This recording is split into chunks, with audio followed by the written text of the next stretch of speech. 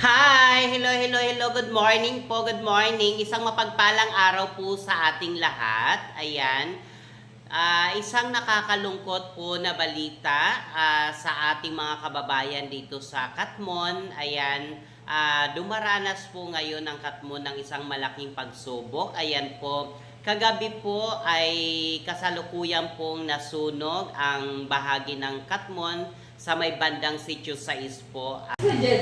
Nakakalungkot man po sa pangyayari kahapon po sa nasunog sa bahagi ng Katmon sa Sitio 6. Subalit ngayon po ay nangangailangan po sila ng kaunting tulong sa inyong lahat.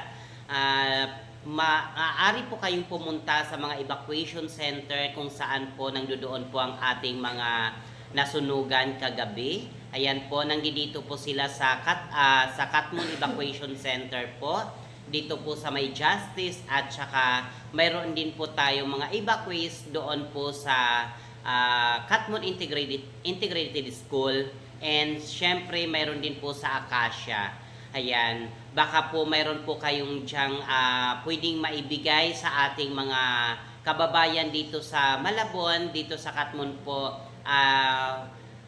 Pumunta na po kayo. Ayan, pwede po tayo magbigay ng makakain nila, mga first aid kit. Ayan, syempre damit na maayos pa naman na pwede po nating maibigay. Nakakalungkot lang po dahil magpapasko po naman sana at nangyari po ito sa ating mga kababayan dito sa Katmon.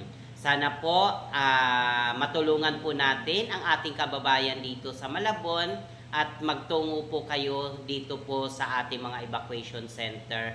Maraming salamat po. Alam ko po na ang bawat isa ay mayroong bukas palad na tumulong sa kapwa natin nangangailangan. Maraming salamat po sa inyo.